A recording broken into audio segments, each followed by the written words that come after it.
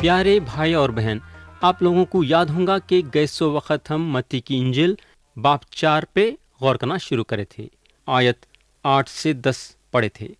یہ آیتیں ہم پڑھے مگر یہ آیتوں پہ غور نہیں کرے تھے، تو ہم پھر سے یہ آیتیں پڑھیں گے۔ لکھا ہوا ہے، پھر ابلیس اسے ایک بہت اونچے پہاڑ پر لے گیا اور دنیا کی ساری بادشاہتیں اور ان کی شان و شوکت اسے دکھائی، اور اس سے کہا کہ اگر تو جھک کر مجھے سجدہ کرے تو یہ سب کچھ تجھے دے دوں گا۔ یسوع نے اس سے کہا، اے شیطان، دور ہو، کیونکہ لکھا ہے کہ تو خداوند اپنے خدا کی سجدہ کر اور صرف اسی کی عبادت کر۔ تو یہاں شیطان جو ہے یسوع مسیح کو سارے دنیا کے بادشاہتیں اور ان کے شان و شوکت بتایا۔ میرے دوست، یہاں جو ہے دماغی آزمائش ہے۔ انسان کی کمزوری یہ ہے کہ انہیں عہدہ چاہتا ہے، یعنی کہ انہیں ایک ایسے کرسی پہ بیٹھنا جہاں سے انہیں ہر ایک کو اپنے قابو میں رکھ سکتا ہے۔ ہوا بھی جو ہے اپنے لیے ایک عہدہ چاہتے تھے۔ اگر ہم پیدائش کی کتاب باب 3 اور اس کی آیت 5 کا آخری حصہ دیکھیں گے تو شیطان ان کو بولنے کو لگا کہ تم خدا کی مانند نیک و بد کے جاننے والے بن جاؤ گے۔ میرے بھائی، یہ آزمائش میں گرتے ہیں۔ عہدہ ایک ایسی چیز ہے کہ انسان دل و جان سے اس کی خواہش کرتا۔ اب ہم دیکھیں گے کہ شیطان جب مسیح کے سامنے یہ آزمائش ڈالا تو مسیح کا کیا جواب تھا۔ آیت 10 میں ہم پڑھتے ہیں، یسوع نے اس سے کہا، اے شیطان، دور ہو، کیونکہ لکھا ہے کہ تو خداوند اپنے خدا کو سجدہ کر اور صرف اسی کی عبادت کر۔ تو یہاں یسوع مسیح خدا کے کلام کا استعمال کرتے ہیں۔ استثناء باب 6 اور آیت 13 میں اور باب 10 اور آیت 20 میں یہ لکھا ہوا ہے۔ اگر ہم مسیح کے زندگی میں غور کریں گے تو میرے بھائی، تو ہم کو معلوم ہوگا کہ مسیح 3 کے 3 وقت خدا کے کلام کا استعمال کرے۔ اور میرے دوست، یہ ہمارے لیے ایک پیغام ہے کہ ہم ہمیشہ آزمائشوں کے وقتوں میں خدا کے کلام کا استعمال کرنا چاہیے۔ یہاں میں آپ سے ایک سوال کرنا چاہوں گا۔ میرا سوال یہ ہے کہ ہم کئی کو مصیبتوں میں آتے ہیں۔ ہمارے مسیح زندگی کئی کو اتنی تکلیف میں رہتی ہے۔ اس کی وجہ یہ ہے کہ ہم کو کلام کے بارے میں صحیح ڈھنگ سے نہیں معلوم ہے۔ اگر ہم مسیح کے زندگی میں غور کریں گے تو انہوں ہمیشہ خدا کے کلام کا استعمال کرے۔ ان کا جواب ہمیشہ کلام کے ذریعے سے تھا۔ میں یہ بات سے یقین کرتا ہوں کہ خدا کے کلام میں ہمارے ہر مصیبت کا جواب ہے۔ آپ کے مصیبتوں کا جواب کس کے پاس بھی نہیں ہے، یاد رکھو۔ آپ دماغی ڈاکٹر کے پاس چلے جاؤ، یا کون سے بھی ڈاکٹر کے پاس چلے جاؤ، یا کوئی بھی انسان کے پاس چلے جاؤ، کوئی بھی آپ کے مصیبتوں کا جواب نہیں دے سکتا، یاد رکھو۔ مگر خدا کے پاس آپ کے ہر مصیبت کا جواب ہے میرے دوست، اور یہ جواب آپ کو اس کے کلام میں ملے گا۔ اس لیے میرے دوست، ہمارے لیے یہ بہت ہی ضروری ہے کہ ہم کلام میں ماہر رہنا۔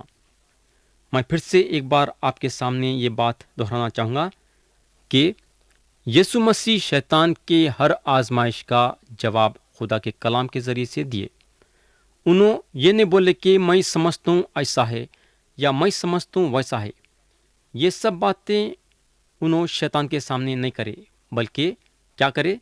سیدھا خدا کے کلام پہ اتر گئے اور خدا کے کلام کے ذریعے سے جواب دیے۔ اور ہمارے لیے بھی یہ ضروری ہے کہ ہم خدا کے کلام کا استعمال کریں۔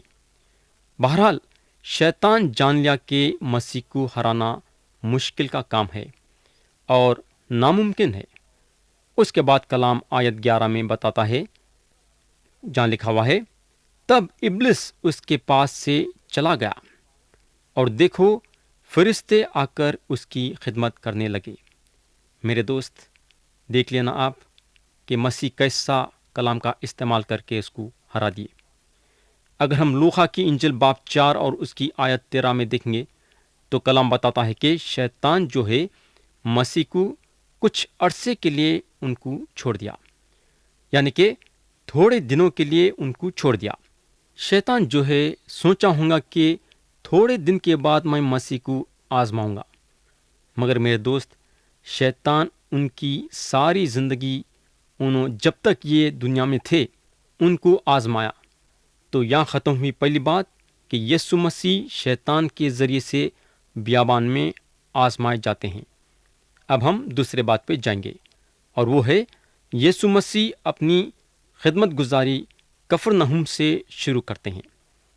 اب ہم آیت 12 اور 13 پڑھیں گے۔ لکھا ہوا ہے، جب اس نے سنا کہ یوحنا پکڑوا دیا گیا تو گلیل کو روانہ ہوا اور ناصرت کو چھوڑ کر کفرنہوم میں جا بسا، جو جھیل کے کنارے زبولون اور نفتلی کی سرحد پر ہے۔ میرے دوست، یسوع مسیح یروشلم کے حصے کو چھوڑ دیے، کئی کو بولے تو ہیرودس یوحنا بپتسمہ دینے والے کو پکڑ کے قید خانے میں ڈال دیا۔ تو یہاں یسوع مسیح جنوب سے نکل کے شمال کی طرف آتے ہیں اور ناصرت کو چھوڑ کے کفرنہوم میں داخل ہوتے ہیں۔ اب ہم آیت 14 سے 16 پڑھیں گے۔ لکھا ہوا ہے، تاکہ جو یسیہ نبی کی معرفت کہا گیا تھا وہ پورا ہو کہ زبولون کا علاقہ اور نفتلی کا علاقہ دریا کی راہ یردن کے پار، غیر قوموں کی گلیل، جو لوگ اندھیرے میں بیٹھے تھے انہوں نے بڑی روشنی دیکھی، اور جو موت کے ملک اور سائے میں بیٹھے تھے ان پر روشنی چمکی۔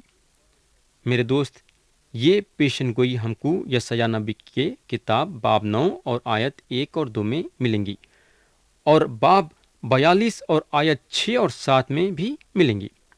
پیارے دوست، میں غیر قوموں کی گلیل کے بارے میں وقت نہیں لوں گا بات کرنے کے لیے، لیکن اگر آپ اس کے بارے میں جاننا چاہتے ہیں تو آپ کو یاد ہوگا کہ یسوع مسیح یہاں اپنا بچپن گزارے تھے۔ یہ غیر قوموں کی گلیل اس لیے بولتے، کئی کو بولے تو رومیوں کے حکومت کے وقت بہت سارے لوگاں جا کے وہاں بس گئے تھے۔ یہ حصہ جو ہے ایسا تھا کہ لوگاں دنیاوی خواہشوں میں مبتلا ہو گئے تھے اور بدکار بھی تھے۔ لوگ خدا سے بہت ہی دور ہو گئے تھے، حالانکہ یروشلم سے قریب تھے مگر خدا سے بہت ہی دور تھے۔ یہاں جو ہے یسوع مسیح کی روشنی پڑی اور ان کی موجودگی اور ان کے معجزوں کا اثر یہ لوگوں پہ بہت کم پڑا۔ ان لوگاں یعنی کہ بہت سارے لوگاں یسوع مسیح کے یہ معجزوں کو دیکھنے کے باوجود ان کو اپنے دل میں قبول نہیں کرے۔ آگے چل کے اگر ہم متی کی انجیل باب 11 اور اس کی آیت 20 سے 24 میں دیکھیں گے تو مسیح ان لوگوں پہ افسوس کرے۔ تو یسوع مسیح کفرنہوم میں اپنی خدمت گزاری شروع کرے۔ آیت 17 میں ہم پڑھتے ہیں، اس وقت سے یسوع نے منادی کرنی اور یہ کہنا شروع کیا کہ توبہ کرو کیونکہ آسمان کی بادشاہت نزدیک آ گئی ہے۔ میرے دوست، یسوع مسیح کا پیغام تھا توبہ کرو، یعنی کہ میرے طرف پلٹو اور میرے پاس آؤ کیونکہ آسمان کی بادشاہت نزدیک آ گئی ہے۔ تو دوست، آسمان کی بادشاہت یسوع مسیح کے ہاتھ میں ہے جو سب کے بادشاہ ہیں۔ یسوع مسیح کے بغیر کسی کو بھی آسمان کی بادشاہت نہیں مل سکتی، یاد رکھو۔ کون بھی خدا کے بادشاہت میں داخل نہیں ہو سکتا جب تک کہ انہیں خدا کے سامنے اپنے گناہوں کا اقرار نہیں کریں گا اور یسوع مسیح پہ ایمان نہیں لائیں گا۔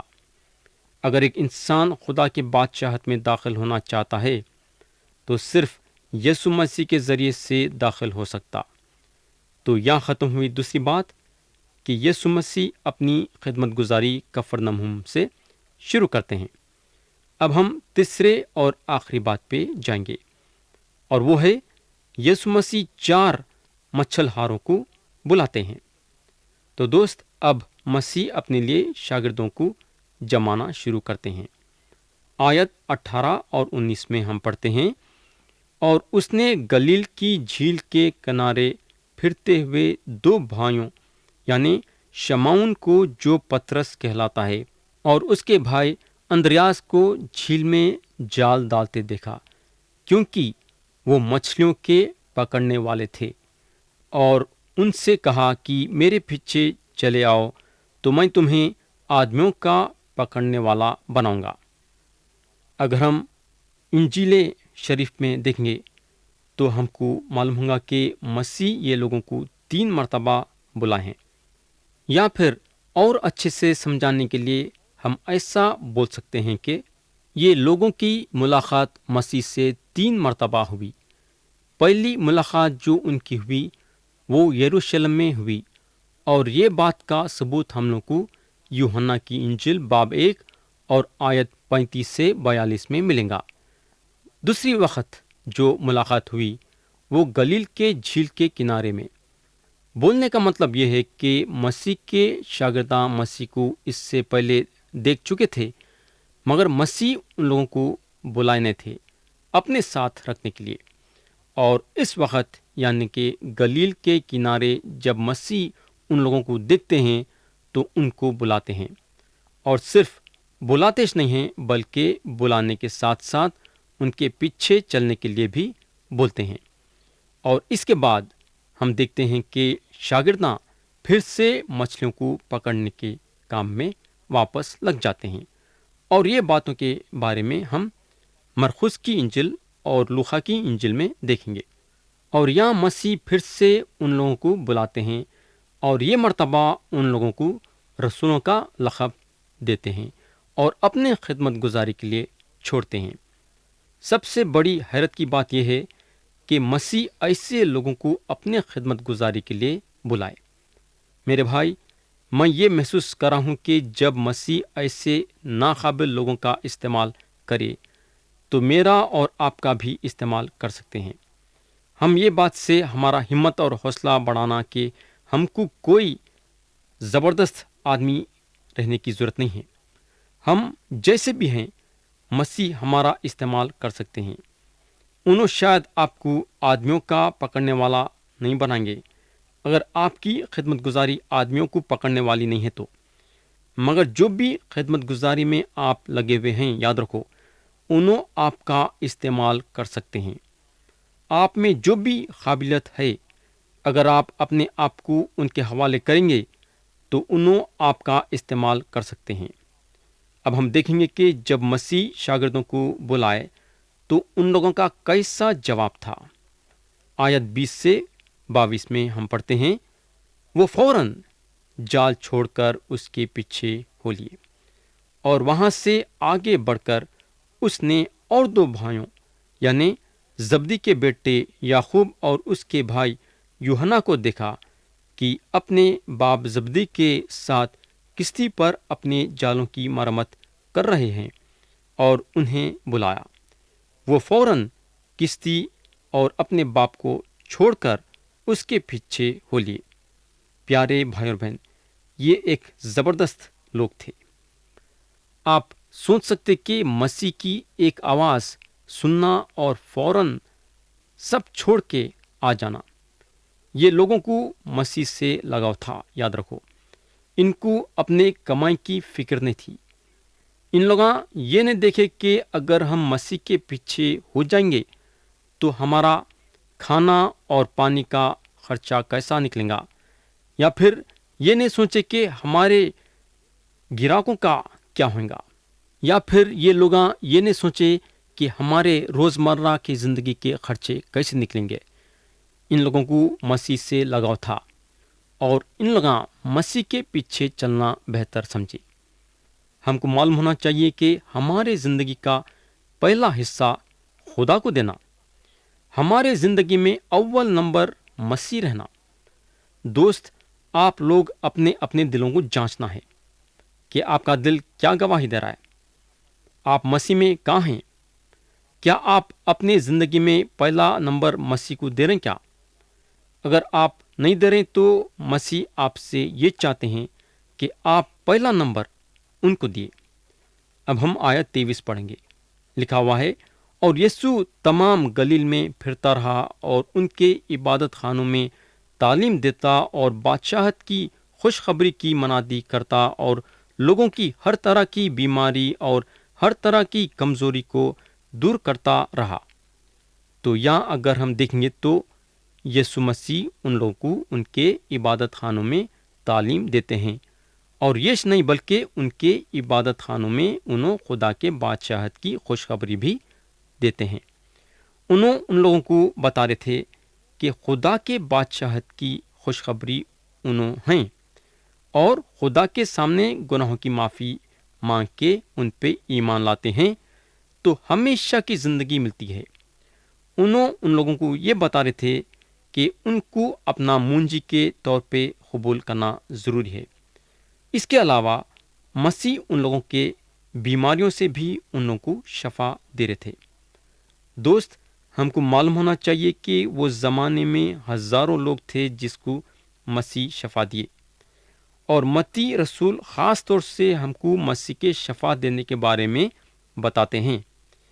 اگر ہم کلام میں دیکھیں گے تو ہم کو معلوم ہوگا کہ تھوڑے لوگاں شفا نہیں پائے بلکہ ہزاروں لوگاں شفا پائے۔ اس لیے مسیح کے دشمن مسیح سے ان کے معجزوں کے بارے میں سوال نہیں اٹھائے۔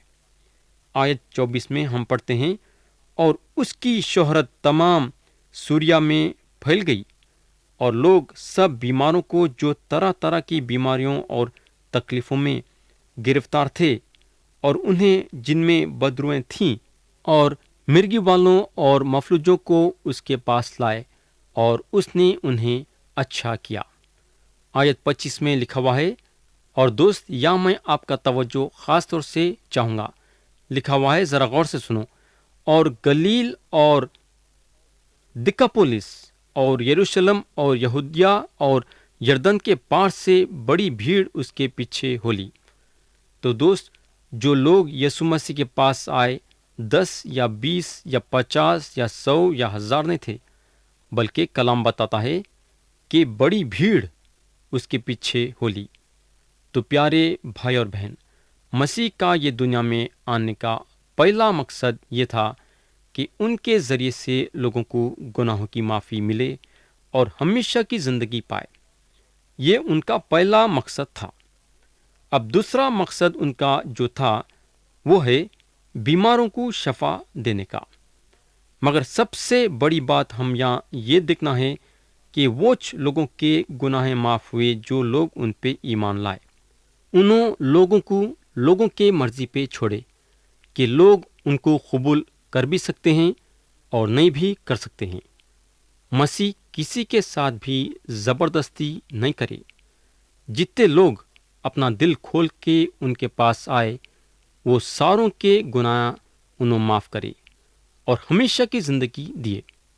آج بھی انہوں بدلے نہیں ہیں، آج بھی انہوں تیار ہیں وہ سارے لوگوں کے گناہوں کو معاف کرنے کے لیے جو اپنا دل ان کے لیے کھولنے کے لیے تیار ہیں۔ مگر آج بھی اگر ہم دیکھیں گے تو ہم کو معلوم ہوگا کہ کئی لوگ ان کو منجی کے طور پہ قبول کر رہے ہیں اور کئی لوگ نہیں کر رہے ہیں۔ مگر خدا کی مرضی یہ ہے کہ لوگ اس کے سامنے اپنے گناہوں کا اقرار کر کے یسوع مسیح پہ ایمان لانا اور گناہوں کے معافی کے ذریعے سے ہمیشہ کی زندگی حاصل کرنا۔ تو پیارے بھائی اور بہن، آج آپ لوگ سب اپنے اپنے دلوں کو جانچنا ہے۔ کیا آپ خدا کے سامنے اپنے گناہوں کا اقرار کر کے یسوع مسیح پہ ایمان لائے ہیں؟ کیا لائے ہیں تو ہمیشہ کی زندگی آپ کے پاس ہے، اور اگر نہیں لائے ہیں تو کیا آپ آج اور اب اور اسی وقت خدا کو یہ بولنے کے لیے تیار ہیں کیا؟ ہو خداوند، میں بہت بڑا گنہگار ہوں، میرے کو معاف کر دے، میرے گناہوں کو بخش دے۔ میں یسوع مسیح پہ ایمان لاتا ہوں اور وعدہ کرتا ہوں کہ میں ہمیشہ یسوع مسیح کے پیچھے چلتے رہوں گا۔ میرے دوست اور میرے بھائی اور بہن، اگر آپ یہ کام کریں گے تو آپ کے سارے گناہ خدا معاف کریں گا اور آپ خدا کے طرف سے ہمیشہ کی زندگی حاصل کریں گے۔ میرے دوست، آپ کا اقرار اور آپ کا ایمان آپ کو جنت پہنچائیں گا، جہاں آپ خدا اور یسوع مسیح کے ساتھ ہمیشہ کے لیے زندگی گزاریں گے۔ وہاں آپ کو نہ دکھ رہے گا، نہ تکلیف رہیں گی، نہ بیماری رہیں گی، نہ پریشانی رہیں گی، نہ فکر رہیں گی، نہ رونا رہیں گا، نہ پکارنا رہیں گا. یعنی کہ یہ ساری چیزاں جو ہیں آپ کی زندگی میں نظر نہیں آئیں گے، بلکہ آپ ہنسی خوشی کے ساتھ ہمیشہ کے لیے جنت میں زندگی گزاریں گے. تو پیارے بھائی اور بہن، کیا آپ اپنے گناہوں کا اقرار کر کے مسیح پہ ایمان لانا چاہیں گے؟ کیا مرضی آپ کی ہے اور فیصلہ آپ کا ہے.